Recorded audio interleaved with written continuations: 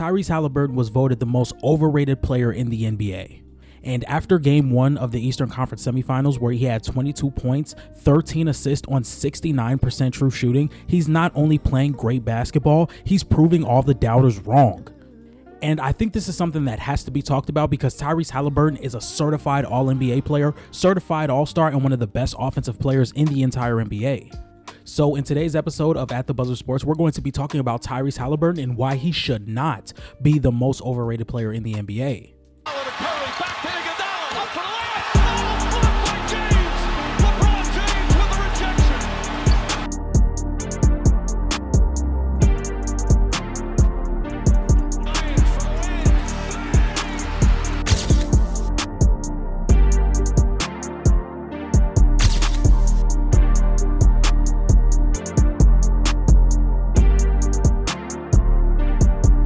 Tyrese Halliburton isn't like some of the consensus best point guards in the league. When we look at SGA, Luka, Steph, Jalen Brunson, Cade Cunningham, these guys are known for their scoring and how they're able to get to the basket, shoot, and pass. And this is why I think a lot of people think Tyrese Halliburton is overrated, because when you look at his stat lines, if you look at his season averages, he's averaging around 18 points per game, 9 assists on really good shooting splits.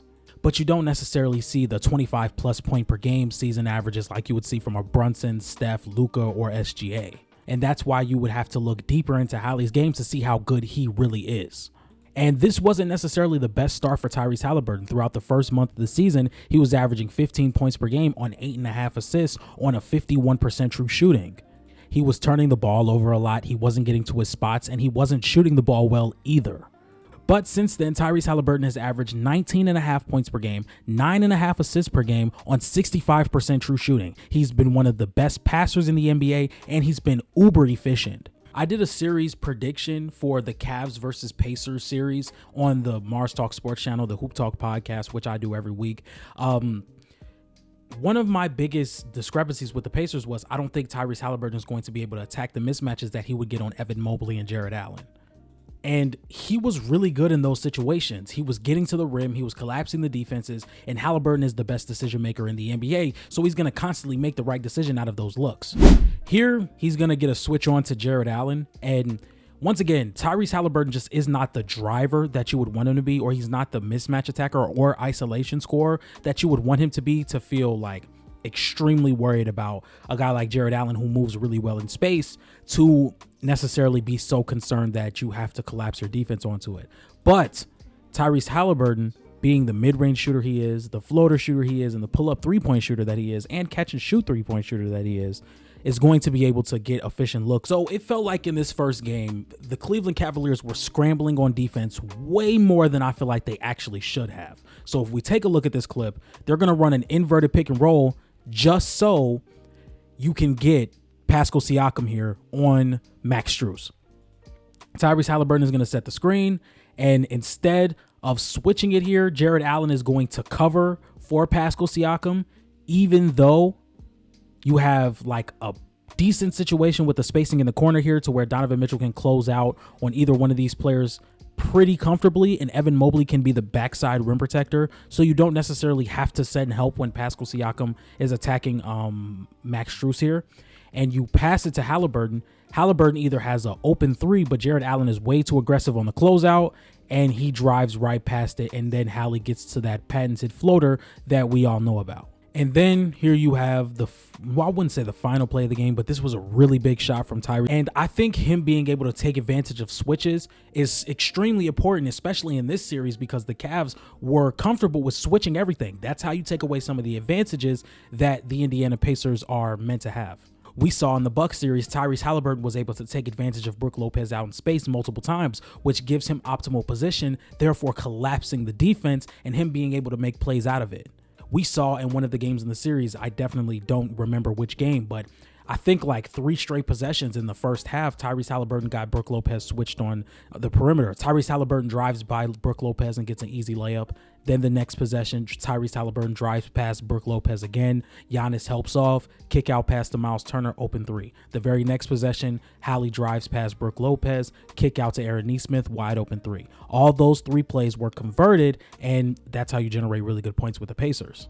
So I don't blame the Cavs for being like, you know what, I don't necessarily And I'm not necessarily fearing Tyrese Halliburton as a scorer when we have some of the better big men in space in the NBA that can guard Tyrese Halliburton, who doesn't have the greatest first step, doesn't finish through traffic amazingly, and he's not the greatest athlete.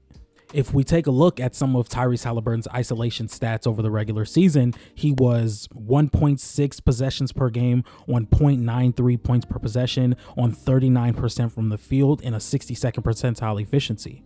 So when we look at this clip right here, even when I think that's Caleb Martin is going to close out against Tyrese Halliburton, he can still attack it pretty decently, but he just does not have the explosiveness to really get past him and get to the rim before Andre Drummond can collapse. And the way he takes that away is having a floater that he shoots 49% from. Even a possession like this one right here, Tyrese Halliburton is going to use the pick and roll multiple times to create an advantage. Here he receives one, then two, then another one. And Miles Turner is going to play in a drop here, and Tyrese Halliburton can attack that with a floater. So that's something that can show up in the playoffs consistently. We're going to see against multiple really good defenders that Tyrese Halliburton just can't necessarily create the easiest looks against elite defenders. Here we're going to see Dyson Daniels, who finished second in Defensive Player of the Year and first in Most Improved. He doesn't create the easiest lane to create a good shot for himself at the rim. He doesn't finish through contact as well, and he doesn't finish through traffic as well either. So he's going to get the ball in a dribble handoff type situation here, and Dyson Daniels, being the defender he is, he always sticks to Halliburton's hip, and Halliburton just doesn't create enough space to where Dyson Daniels can't interact with the shot, or he can't disrupt the shot. Or just like another possession here, he's going to have an isolation against DeAndre Ayton, and it takes too much dribbles for him to really create the advantage. So when he does create the advantage, he just does not have the burst to really get past DeAndre Ayton, so he can take advantage of Miles Turner icing out Toumani Camara here, and it just becomes a really awkward floater type layup from very far out. And then if we look at some of his shot variants, only 10% of his shots are coming between 0 and 3 feet.